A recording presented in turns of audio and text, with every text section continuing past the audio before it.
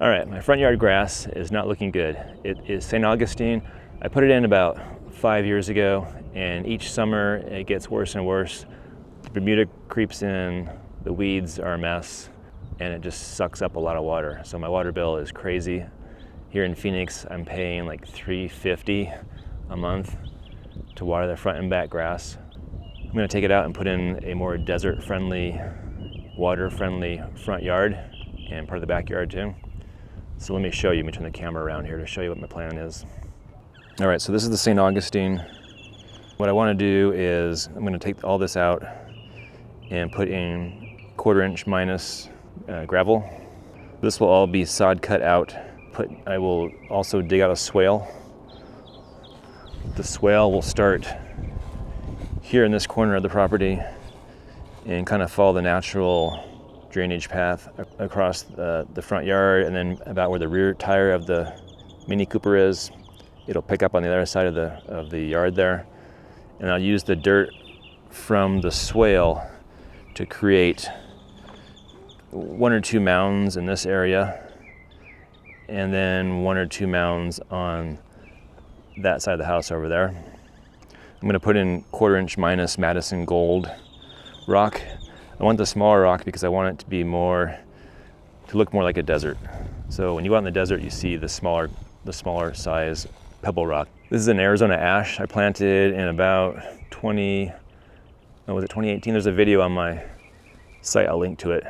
Probably take back everything from here down, these limbs down, because they're not helping the tree. And then maybe even staking it. My dad and I planted this tree together, so I would like to try and save it if possible. All right, so anyways, the swale comes through here, and then across the driveway, we'll pick up on the other side here. So where this brick is now, this will come out, the swale will continue, and then these blocks, I'm going to use those along the side of the yard to differentiate the property line and to help keep the gravel from spilling into the neighbor's yard. Some of this will stay. I think this is the previous owner's probably family dog that they buried there. So I'll keep those rocks. I like the rocks, but I'll use them in some other kind of design. These rocks here, believe it or not, I dug a lot of these out when I put the sprinkler system in.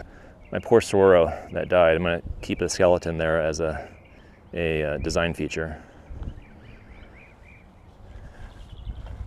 This is a Brazilian pepper tree that got really messed up when the sprinkler system was put in. So a lot of major roots were cut with the trenching machine. I mean, I wasn't thinking, I didn't really know any better. So now it's kind of a bush. I want to take off all the dead and also prune up all the suckers and just see if I can get this thing growing again as a tree.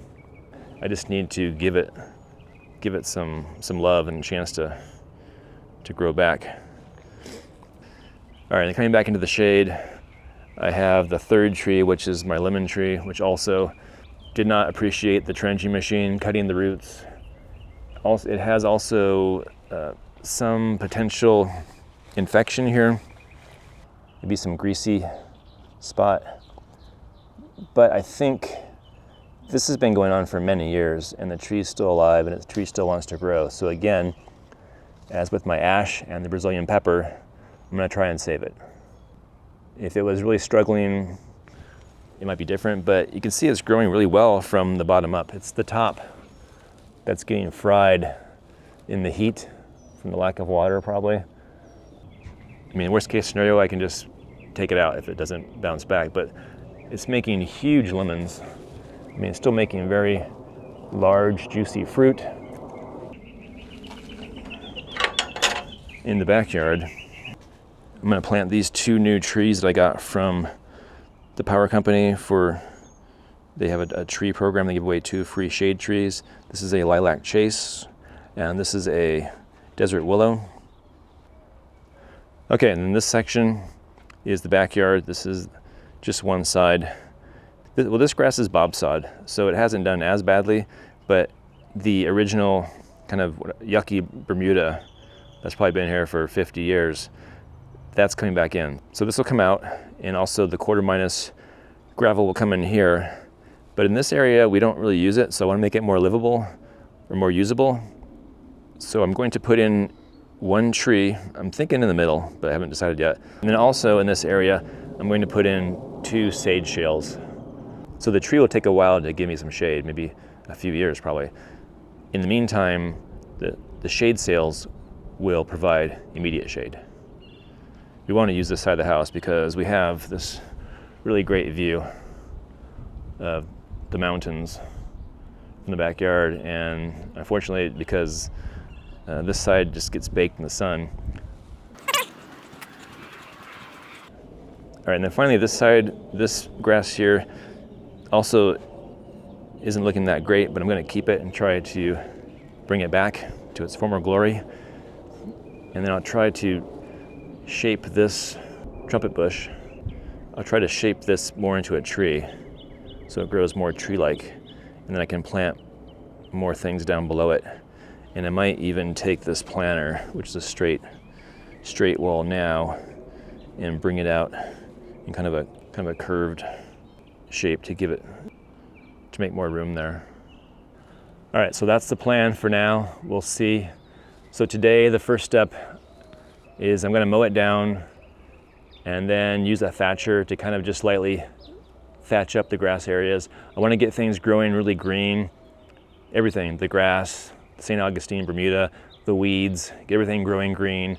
And then I will do 3 treatments of Roundup, so 3 separate days of Roundup to kill everything. Then come in with the sod cutter, cut out the old grass, probably 2 or 3 inches, cut the swales, we'll use a bobcat, use that dirt and cuttings to build the mounds.